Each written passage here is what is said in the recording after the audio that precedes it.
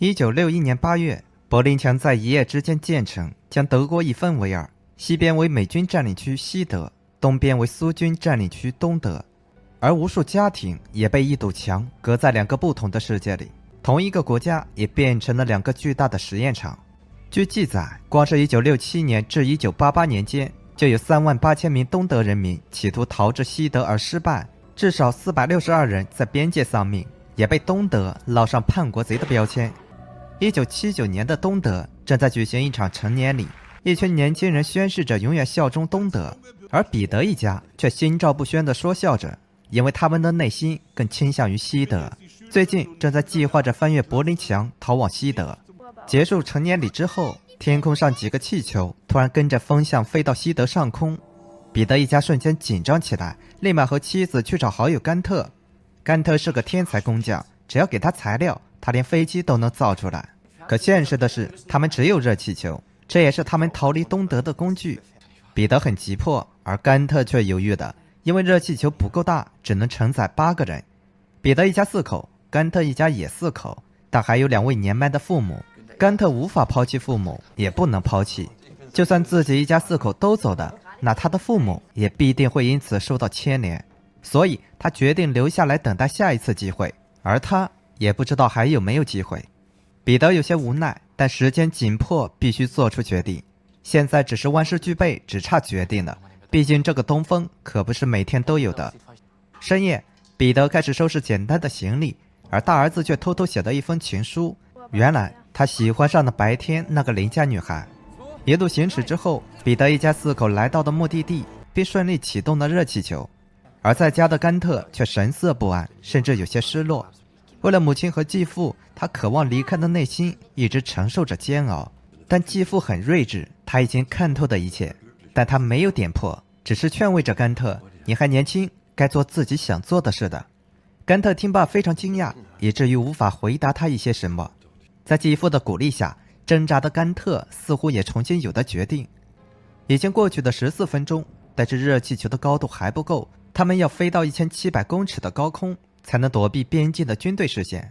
就在这时，高空的云层生出很多水汽，热气球居然不防水，瞬间被打湿，重量也逐渐增加，瓦斯也因为冷空气直接熄火了。上升14分钟，下降只用了几分钟，而彼得一家只差一点就进入了西德。这里依然是东德，距离边境线只有1步之遥。看着近在咫尺的边境线，彼得的心已经凉了一大半。边境线附近又布满了地雷，他们根本不可能徒步走过去，而等待天亮回到西德才是唯一的选择。第二天，彼得一家4口步行返回10公里外的起始地。空无一人的清晨街道，肃静的可怕。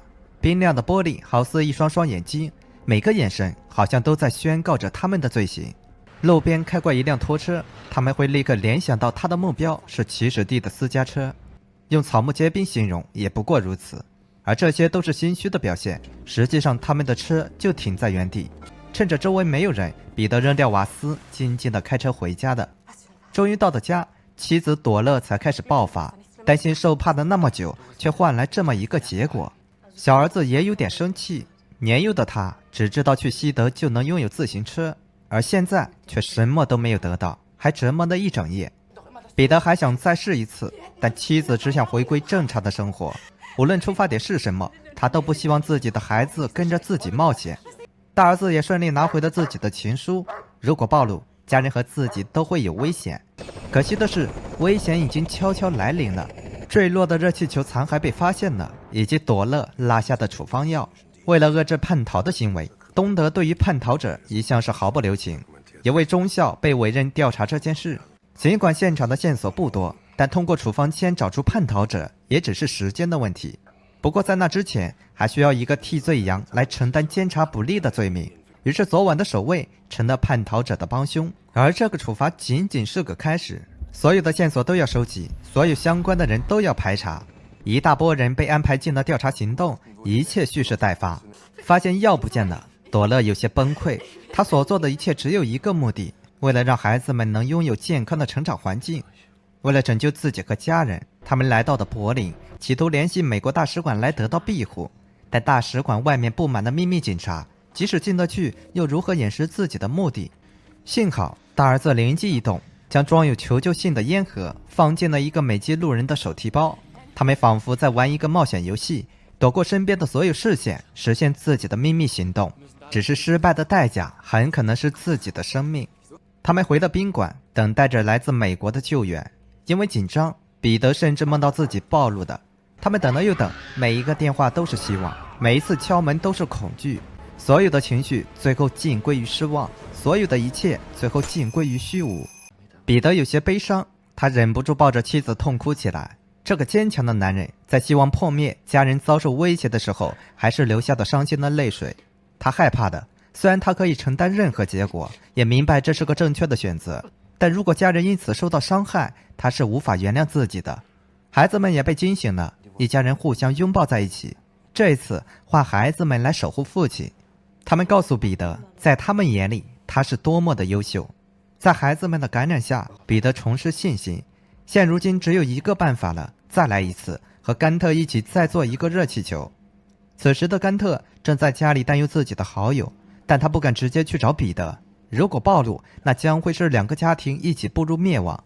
终于，彼得的到来终结了甘特的焦虑，但彼得再来一次的计划又让甘特陷入了新的焦虑。再过6周，他就要被征召入伍的。即使他们有大量的布，也需要不眠不休的缝制才有可能成功。再次面临这个选择，甘特决定遵从自己的内心。他请好病假，开始准备转移计划。布料已经被盯上了，那就分批次一点点的买。邻居是个秘密警察，那就假装每天聚会。缝制的工程量太大，那就几个人相互接手。纵然他们百般努力，结果还是暴露的。甘特的孩子在幼儿园说出的父亲每天都在缝制东西，孩子不明白缝制的背后隐藏着多大的危机。他同样不明白，老师除了照顾他，还背负着监督家长的任务。于是孩子的一句无心之失，给2个家庭带来的最大的危机。负责调查此事的中校来到了学校，向老师询问孩子们的反馈情况。看着懵懂无知的孩子，老师有些语塞。他轻飘飘的一句话就可以让一个孩子失去父母，但老师心软了，他没有把情况报告出来，这给甘特和彼得2家人争取了一些时间。一天接着一天的过去的，中校的包围圈正在慢慢的收缩，距离目标越来越近，而气球的缝制进度只差了一点。一场突如其来的暴雨改变了天气，也改变了风向，北风再一次到来，比上次来得更加猛烈。这是个千载难逢的机会，他们打包好所有的东西，开车前往新的地点。与此同时，中校也锁定了他们，但是晚了一步，彼得家人去楼空，满是障碍的马路也没有阻拦彼得的步伐。无奈的中校只好坐上直升机，开始盲目的搜寻着。此时的彼得他们已经撑起了气球，只差拆除最后的4个固定点了。前面3个很顺利，但最后一个却始终斩不断，以至于整个热气球极不稳定，东倒西歪的同时还染上了大火。有惊无险的是，大儿子斩断的绳索也伤了脑袋，灭火器也成功扑灭了蔓延的大火。热气球顺利升空，但远处的探照灯也越来越近。很明显，热气球的灯火引起了直升机的注意。在飘荡的时候，喷火器因瓦斯遇冷再次熄火，直升机前进的脚步也因此迟疑了一会儿。直到灯火彻底熄灭，热气球只能急速下降。最终，他们迫降在一片树林里，迫降在西德境内很远的地方。影片也在中校的一声叹息和8人的欢呼声结束了。气球上映于2018年，根据真实事件改编。看完影片不禁要问，自由到底是个什么东西？据统计，思想家对自由的定义有200多种。有没有听到？比如意识、思想、智力、道德、法律自由等等。所以说，自由是一个变色龙似的虚词。我认为的自由有2种定义，一种是理性的自由，有权做一切无害于他人的任何事情，这种自由更利于人类的和谐相处。另一种是感性的自由，想说什么就说什么，想做什么就做什么，自由放任。这种自由更容易和外部世界发生冲突。大类分下来，自由有200多种；小类分下来，自由应该有1000亿种，即每个生命都有一种各自不同的自由。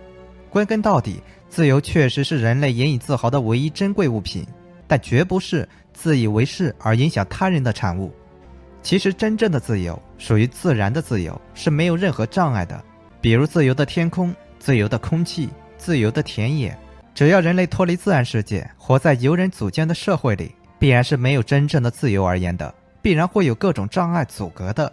反观我们口中的自由，其实只是一种相对的自由，往往是为了满足自身利益的欲望，因为我们不是活在自然世界里。好了，这里是老井观影，我们下期再见了。